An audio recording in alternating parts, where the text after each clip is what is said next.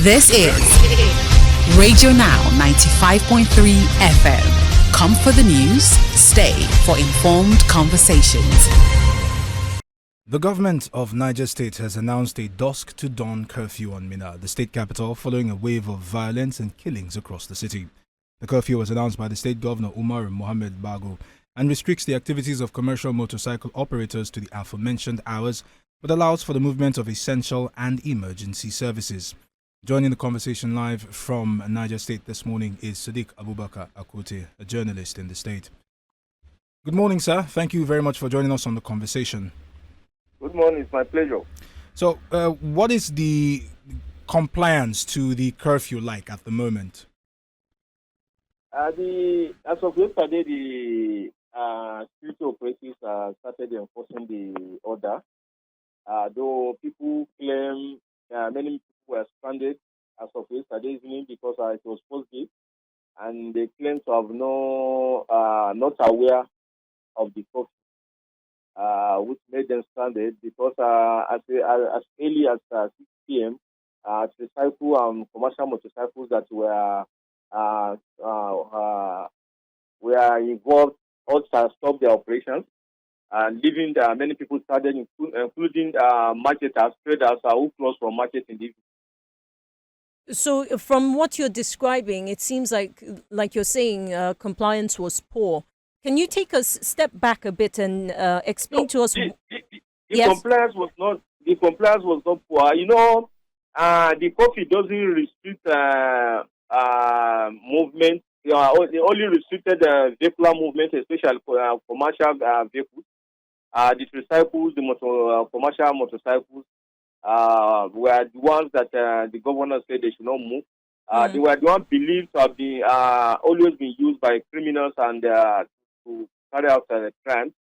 That was why the governor decided to impose their restriction on their movement from 6 p.m. to 6 a.m.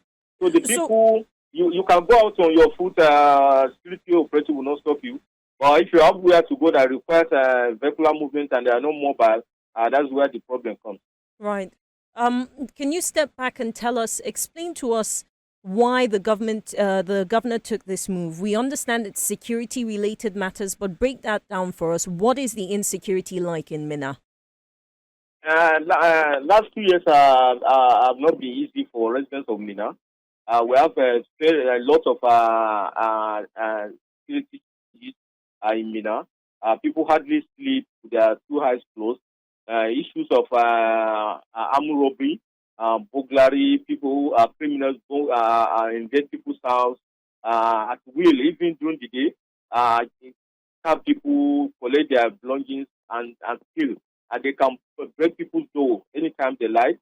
We also have issue of phone snatching, folks staying by the roadside, people waiting for people to alight on motorcycles or bike or cars or even travelers. Once the vehicle just move on, they approach the person and collect their belongings. And some people have lost their lives. Several people have lost their lives. Traders, and many of them. So people will no longer stay. There are areas that in Minna, if you stay outside about 7 p.m., your life is already in danger. And also we have this issue of youth rescuemen who operate, especially during the day. They can block any road, stop people from moving, stop any innocent people, burgling people's shops, stealing. And the continue for the past almost 2 years now, and unabated without any serious intervention. Then the one that happened last Sunday involved a driver we are told was work with Guaranty Trust Bank in Minna branch, who was stabbed to death in his area by this hoodlums evening. He just returned home that very night, and then unfortunately he fell victim and they stabbed him to death.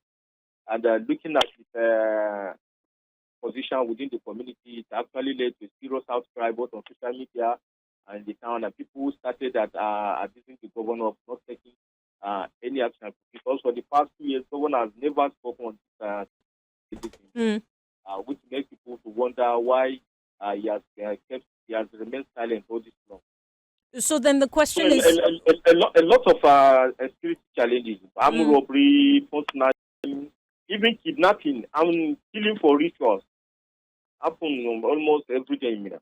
and perhaps there's a question for why he's taking the moves now. Can you talk to us about when you expect, or did the governor say anything about when we expect the curfew to be lifted? When he expected, How long is the curfew going to last for? he said that it's temporary. He doesn't mention. He didn't mention when he's going to relax it. But there have been a lot of criticism that the coffee is not the right thing to do. The governor should take actions. Let security agencies go after these criminals. These thugs who attack people even during the day, and you are now imposing coffee in the night, and they operate more in the afternoon. So how does this relate with the time of their operations and then the coffee? So people are saying that these guys, people know them, the communities know the boys behind this, but they are afraid of coming out to say this boy is involved, because police who have always told us that they arrested them, but when they arrest them today, tomorrow they're out. They will tell us that some people, some government officials, some traditional rulers have come to bail them because they are children, they are community members, they have relationships with them, and all that. Now, by the time they return from police cell, somebody that mentioned their name now becomes their next target. They have killed people because of such things, and then so the people, everybody now decides to keep quiet. If they are doing it, you see them. Not that you cannot see them. It's through the day. You know their faces. But people are just afraid. So the governor should go after them instead of imposing coffee that will actually impose bring another hardship on people. Right. One of the things that has caught nationwide attention from the governor's press address, if you like, is where he instructs security operatives to catch anybody with dreadlocks, shave their heads, and then arrest them. He also said anybody with funny haircuts, even though he doesn't describe what funny haircuts means. There are concerns that this is profiling, that a person's only... Interestingly, I wear dreadlocks, right? So the expectations that someone like me would be carried by the security operatives in Minna. What's the reaction like? And by the way, when this clip went out, we actually heard people in the room sort of applauding and seemed to be cheering the governor on. Yeah. You know, the governors believe most of these guys who engage in this kind of things keep such kind of years, and that have been their mode of dressing, their mode of lifestyle. And also governors believe that doing that will instill discipline, will instill values in society, because some of those things are not known within the community to be the tradition and value of the community. So when you see some of those folks, they are easily identified by such kind of mode of appearance. Isn't there any fears that they would end up detaining people that are innocent? Yes, you know, except boundaries are created for security operatives. So yesterday, I personally received complaints that even one governor said they should not stop private motorcycles from security operatives. They ended up stopping them. You know, police security operatives always find their way, always use one excuse to take advantage of that to extort people. Actually, there is no any doubt about that innocent people may fall victim. If this, but many people have called on the governor to review some of the things they have said, even the coffee, that there's no need for coffee.